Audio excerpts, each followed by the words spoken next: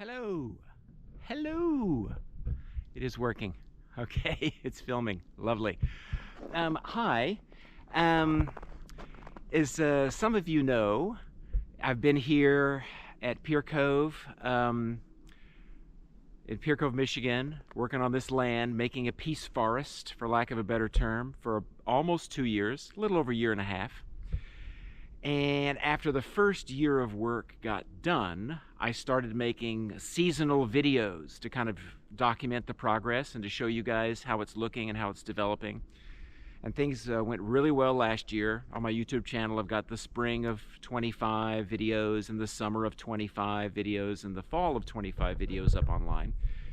And I just intended to kind of winter and kind of stay hunkered down this winter and not really make a winter video at all and just do another spring, summer, fall series this coming year in 2026. And yet a couple of people asked me about a winter video, like what it would look like to walk the paths in the woods here in the snow. And so after lots of snow and quite a few very, very cold and dreary days, the sun came out yesterday and it's still out today.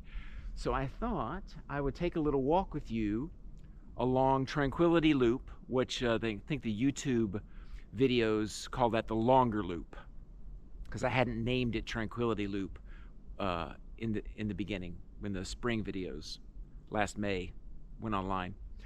So yeah. I'm going to walk now the Tranquility Loop through the snow and kind of let you guys walk along with me. All right, here we go. Again, a slow pan. We're at the house in the driveway. We're by the transformer, and we're going to go this way. And again, I think this worked last time really well. With me holding the camera like this. And you'll hear my crunchy feet. It's about...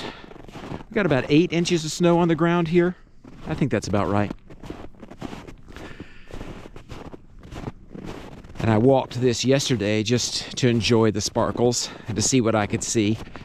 So I've got kind of a path in the snow you can kind of see already pre-laid. And of course my plan of painting the dots, I had painted these dots on the two paths, the shorter orange path and the longer blue path we'll be walking today, for this very reason, so that in the fall, if I wasn't ever here and hadn't been able to, use the leaf blower and blow the paths, in the winter, when it's snowy, people can come and walk the paths by walking from dot to dot. So, that's essentially what I'll be doing, is walking from dot to dot. And I hope the camera is not too shaky. I've got it on the anti-shake mode, whatever that's called. It's just that, walking through the snow is sometimes tricky business. Here's the labyrinth. Of course, you can't tell there's one now. And interestingly enough, no deer tracks across that. There are deer tracks everywhere around here. But they have completely avoided walking across the labyrinth. So that's interesting. On we go. It's not as cold as it has been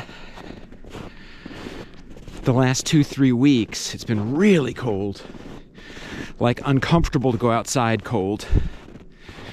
So it's not that cold today, but it is cold. Isn't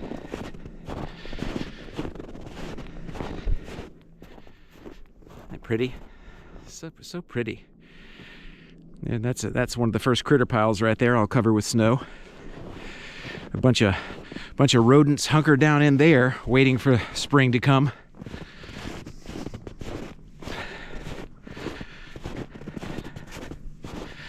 Wonder if rodents hibernate. I don't know. I'm sure they're hunkering down, even if they're not officially hibernating.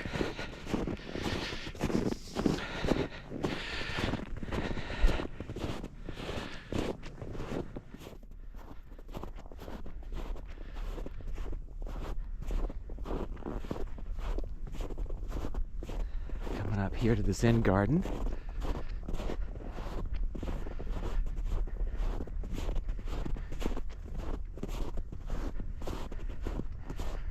Boy, this is even more difficult to do, to walk in the footprints from yesterday than it is to walk in the fresh snow. Here's a Zen garden, all covered in snow. Very pretty. Very sparkly.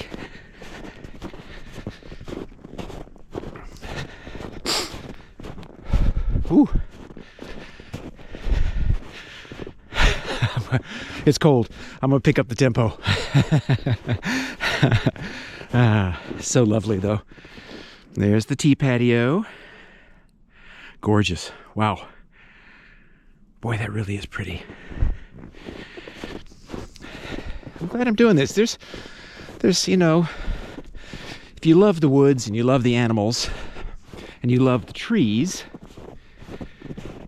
of course, the tendency is to think that winter is not as quote-unquote beautiful because you don't see the animals because they're trying to stay warm, and the trees are kind of, their sap is run down and they don't have any leaves, and they're also kind of sleeping and waiting for spring.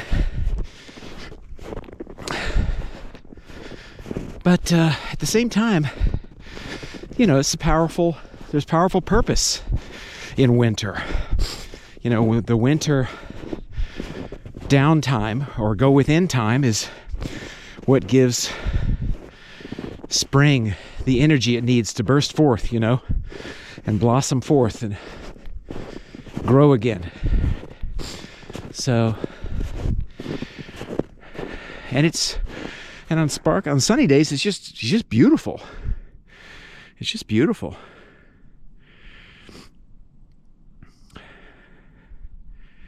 Wow. And here we are at the beginning of the Spruce Cathedral with these amazing spruce trees, which are just awesome. Yeah.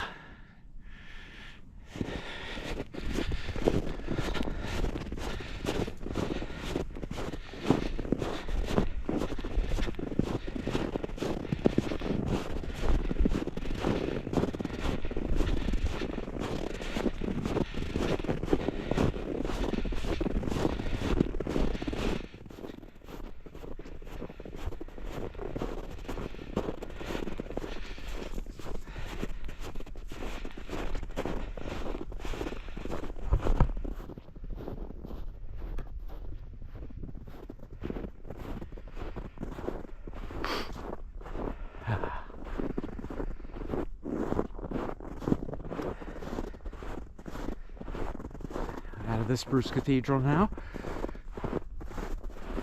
coming to the first intersection where the two easements that you were here, well, this easement was here when I got here two years ago, and it is now not really an easement, it's just its own path.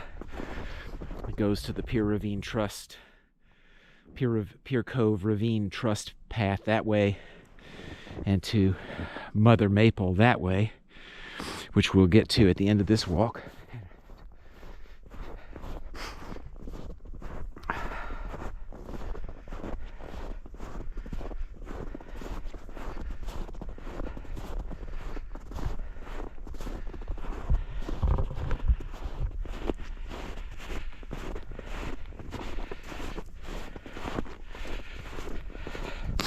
It's neat. I can see how there was a deer, a pretty big one, certainly an adult, that decided to walk in my footprints after I did this walk yesterday.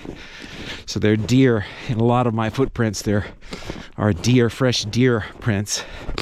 It's kind of neat.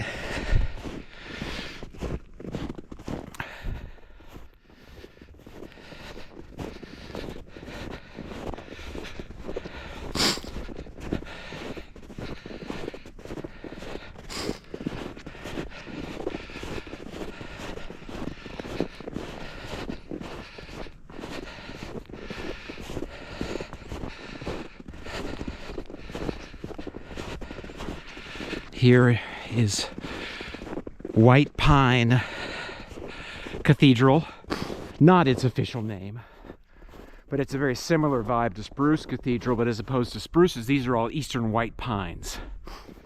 This stand of trees. Some cherry, some wild cherry, and some oak, and some maple, and some southern pines interspersed, but it's mostly mature eastern white pine. A different vibe, but also very peaceful.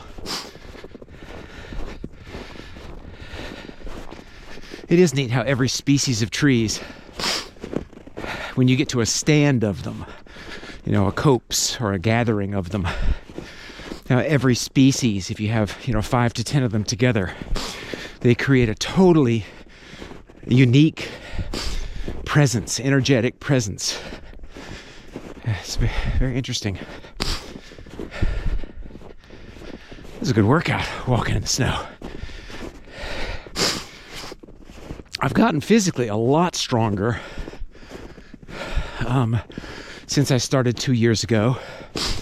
It's just, your body adapts to the work. So, whereas my body has gotten much stronger dealing with lifting and throwing and wielding a heavy chainsaw, I do not do a lot of cardiovascular work.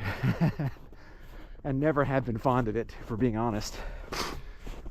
So I forgive the belabored breathing. It's just walking in deep snow and I'm out of shape in that way. There's another blue dot, and here's the next intersection. The second and final intersection on the outward bound portion of the loop. This is the old access road that I then turned into the new easement, which the public uses to get from the Lake Michigan, down that way, to walk through to the Pier Cove Ravine Trust public trails, about 150 yards, 200 yards in a meandering fashion that direction. But we are going to, as usual, go straight and continue on Tranquility Loop. I really like this section a lot right here because it was very, very messy. And it was difficult to get the path to come through here. And it's turned into a section of the route that has a very nice feel to it. But it was really choked out in here with sassafras trees and brambles. And it was pretty difficult cutting in the path from that intersection back there to right here. Pretty holly tree. Very pretty holly tree. It's going to be really big now. It's going to get big. And a really pretty, healthy cedar tree right there. Both those trees are going to do really well over the next 50 plus minus years.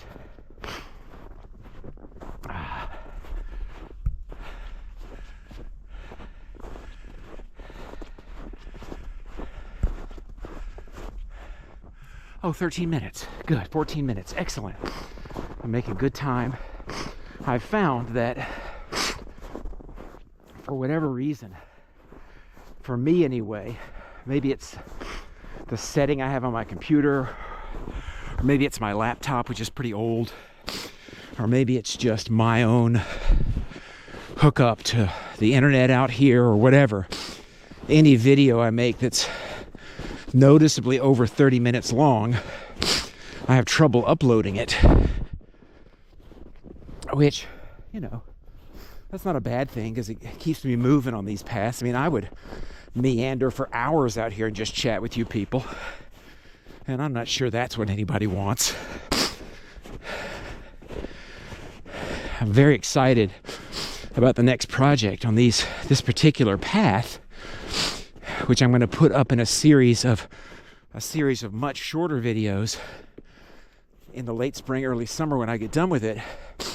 I'm going to put teeny little signs with that at certain points that tell you the species of certain specimen trees and have inspirational quotes by them, so people can flow along and look at that sugar maple. Oh my! This is the Maple Cafe right here. That's what I call this. Bench over there. Lovely little tea table set, bistro set, which is going to move right over there. I'm going to clear all this out. It's going to be gorgeous. But I want to have these little inspirational quotes for people who want to walk and pause and read and be, and then walk and pause and read and be, you know? Excuse the sniffles. And I've almost picked the 40 quotes, and I have the 40 signs bought. And a nice lady at the local nursery is going to print the cards for me with a special program she has that prints these really high quality, long lasting, even in bad weather cards. So I think maybe by the spring videos, the videos I put up in mid-May this year, you might be able to see those. And of course, once they get placed, I'll make a little video per card. Each sign will get a little 3-minute video. That's the goal anyway. I think that'd be kind of neat. Be nice for you guys to see. The last day before the big snow, I was able to get out here and finish cutting all the sassafras that needed to go in this area. So it's this big valley from about here over to this ridge, Serenity Ridge I call that goes all the way through to where the path circles around and heads back homeward.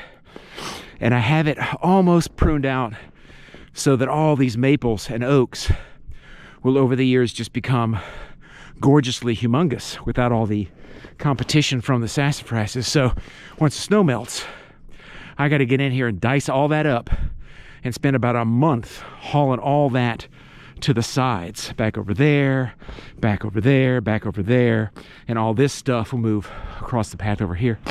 But that's going to be amazing when that gets done. I'll be able to show you up here on the ridge. I'll pan to the right once I get up here. You'll be able to kind of see how really, really pretty the view is. And the owl, there's a barred owl that lives here now. And I'm sure there's going to be more owls coming in because this is owl paradise. Because there's so many houses for so many critters to live in. And then, because of the work I've done, the hunting for the hunters is much easier. So I've already got a big barred owl that lives here now. I think she's a she. And she's big. Not as big as a great horned owl, but very large. And she has been spotted here, even in the daytime, resting in the trees, because this is going to become probably one of her favorite hunting grounds once I get all this cleared out. So here's the bench at Serenity Ridge, and you sit here and you look out over this, which you've imagined every little hooble on the ground there covered in snow is a cut round from a mature pine or mostly sassafras tree, and all those hoobles are going to get picked up, piled up, and cleared away, and it's going to make this beautiful open area here. Oh, it was something before I cut all the trees, but boy, you'll see in the spring, you'll see in May when I make this next set of videos, you'll see. That's going to be a very, very special spot. All right, how are we doing? Oh, good. Oh, 18 minutes. Oh, fantastic. You guys, hopefully you guys are hanging in there. Here's Serenity Ridge Caldera, which I pointed out in other videos, and there was one tree, one sassafras that still had to get cut. I cut it the other day too. But that's like a day and a half, 2 days of work to get that completely clear. That's going to be beautiful. And then the path curves here to the right, and we start bending back home. And this is a really cool promenade here. And I can't figure out what to name this. If any of you have any ideas, you can email me. You know, if you have any thoughts as to what this could be called. It's really, really super lovely here. This little straight colonnade, or whatever you want to call it.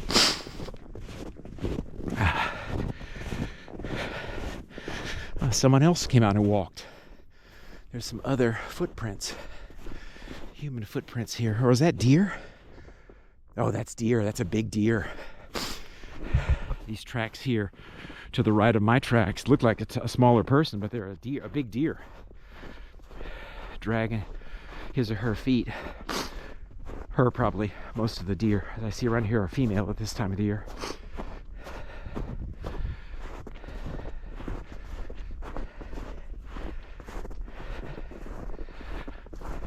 A bunch of oaks back in here. This is a really sweet spot. I'm gonna come in here with the chainsaw and clear out all these dead sassafras and the immature sassafras. Just leave these. Pretty much everything else here is an oak. On this corner for some reason. So that's gonna be a nice project.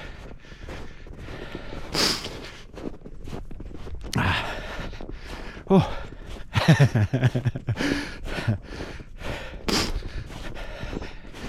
This is a good workout. I didn't expect it to be this joyfully taxing. This little holly tree here was not doing so well when I first cut this path in. This tree's doing great now. It's gonna be really happy in a couple of years.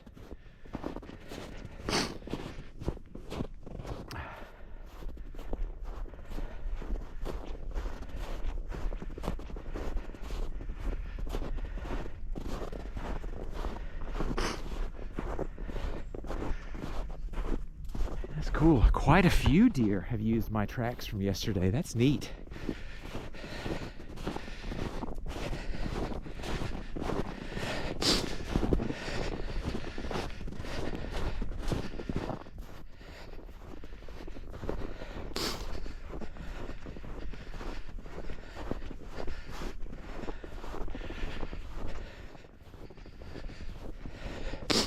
Here's what I used to call Big Maple Valley. And I haven't done hardly anything in here. This is like this. And this openness, the beauty of this openness, kind of inspired what I did here with Serenity Valley. So I guess I've connected the two. So I guess this is all Serenity Valley now, technically. Really nice place to sit. That's why that bench is right there.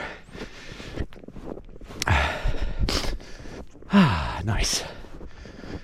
Here is the third intersection.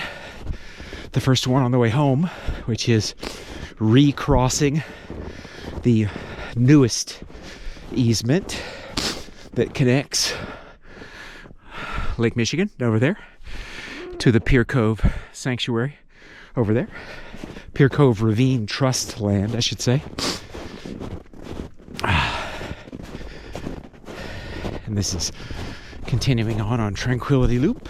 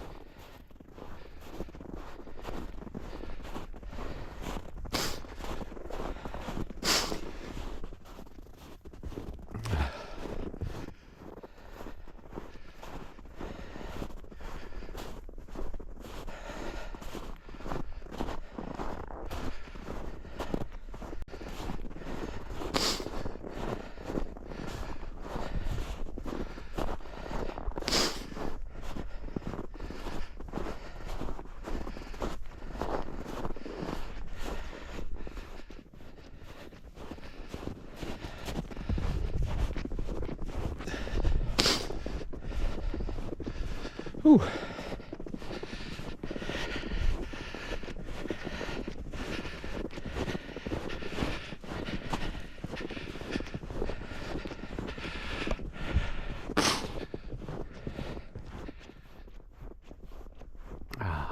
It's lovely. It's Brother Beach down that way. That big beech tree. That's the biggest beech tree and biggest American beech on the property. And there's a gorgeous wild cherry in there. That's the Cherry Cafe. Both those lovely places are still under construction. But both of them have been pretty much cut up all they need to be with the chainsaw. It's just, getting in there with some manpower and clearing everything. But both of those places could be made super gorgeous and ready for meditation by passers-by within a week, really. And that's pretty close to the main route of traffic here by the public, so that those spots could get some real use in the spring.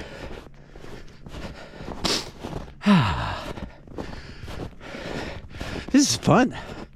I should be doing this more often. This is lovely. The air is so fresh, so crisp. Really, it's really pleasant. Here's the last intersection, the old easement that pretty much dead ends there at Mother Maple. And for local private residents who can access this still, runs through there again to the Pier Cove Ravine Trust Trails.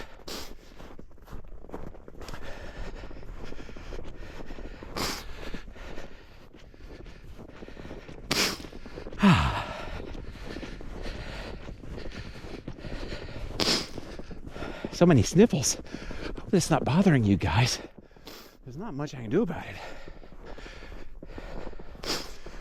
I think it's right around 20 degrees. Oh, today is February 1st, by the way, of 2026. That's when this walk is taking place. There's my peace pole. There's no way to peace. Peace is the way. Yay, Gandhi. And there's Mother Maple. There she is. My goodness, what a tree. What a tree. The matriarch of the woods. It's a really special place just to come and sit and be. Magical. Magical everywhere, but this place has some special juice to it. That's why it gets 3 benches. One there, one over there, equally spaced, and that one over there. Yeah, it's a great place to come hang out. Really lovely. Now we're coming to the end. Thank you guys for accompanying me on the walk. I hope you enjoyed my traipse through the snow. My stumbling traipse through the snow.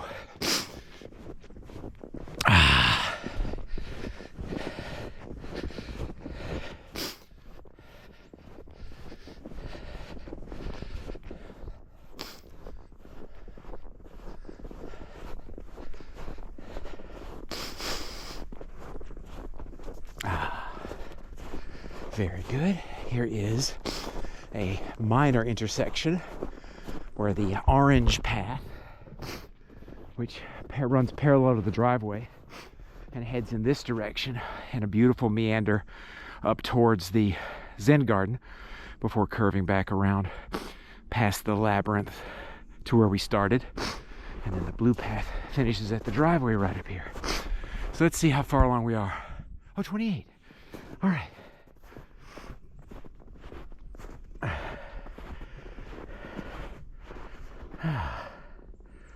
Whew.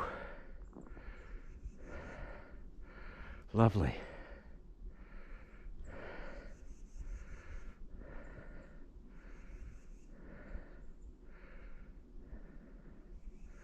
Lovely. All right. I would be remiss as we come to the end of this lovely jaunt if I didn't mention, at the 3-pronged red oak here, if I didn't mention briefly what's going on in the world. Oops, sorry for the dip there. Hi. I made it. I made it. We made it. So, there's some stuff going down in the world, especially in the United States, but it's kind of headed into Western Europe too. And the word fascism is getting thrown around, and unfortunately, it's not getting thrown around inappropriately. It's getting thrown around definitionally, like it's actually happening. Authoritarianism is happening in the United States and starting to happen in many Western European countries too. And it can be tempting for us to feel hopeless in times like this, right? Because, what can we do? Even we see the protesters getting harassed, and we see protesters getting arrested. We see protesters getting shot and killed. for literally peacefully protesting on camera, and we see an administration trying to tell us to not believe our eyes and say that these protesters deserved to die for merely having the gall, quote unquote, to just stand up as decent people to overreach of government, right? To embody the Constitution that this government claims to love. And say what you will about the United States, but there's some great things in the U.S. Constitution, and all of them revolve around freedom of speech, freedom from religion, including Christian nationalism, including Christianity, freedom from all religion, the right to peacefully assemble, and the right to protest a government that is being unjust. And so we look at how these protests are being handled, and we can get despondent, and we can get worried, and we can become sad, and we can feel hopeless. And so I would like to, I did some research. Oops, I just lost my thing on my phone. And there it is, yay. I did some research. I just ordered these books myself. I did some research. Apparently these are some of the best books you can read right now to become informed as to what you can do to actually make a difference. Because the best, always it has been, the best champion and the best way to handle feelings of hopelessness and depression is action. And even if we can't fix it, quote unquote, even if we have to sit back and let it run its course until it collapses on its own, which it will, fascism inevitably eats itself, it inevitably collapses, it is unsustainable, and freedom will reign again, and love and decency, I believe, will be reborn after this darkness passes. But we can still do something every day to combat this and to feel as though we're actively involved in the fight for compassion and decency and kindness and love and justice, kind of where our society should be going as opposed to where it is, you know? So I just wanted to tell you 4 books that come highly recommended by people I respect and that I have ordered and I'm going to read. And they are as follows: Antifa, the Anti-Fascist Handbook by Mark Bray, written in 2017. How to Stop Fascism, History, Ideology, and Resistance by Paul Mason from 2021. Fascism Today, What It Is and How to End It by Shane Burley, also from 2017. And Let This Radicalize You, Organizing and the Revolution of Reciprocal Care by Kelly Hayes and Miriam Kaba, K-A-B-A, written in 2022. So, you know, fascism only wins when its fear-mongering tactics get us to be afraid and silent. Fascism only wins when we cower and are afraid to act, right? And we can all do something every day. I'm going to start doing something every day, and starting with this video. And I'm going to do my reading, because knowledge is a great way to beat it, and a loud voice is the great way to beat it, and organizing in your community, organizing just in your neighborhood, and making mutual care organizations between you and all of your neighbors. These are all very powerful things you can do to feel less hopeless and to feel empowered, and indeed to make positive change in what is looking to be a time that will remain dark for a while. But we can come through it, and I believe we will. So let's all join the team, shall we? Team compassion, team goodness, team community. And let's see if we can be the change that we should have seen and that we will one day see. Okay, that's it. I hope that didn't bother anybody too much, but I just felt like I had to say something, so I've said it. And I'm glad you're with me on the walk. And I'll see you in May when I make the next set of videos when all the snow's gone and you can see stuff. Okay, bye-bye. Peace out. Love you guys. Bye.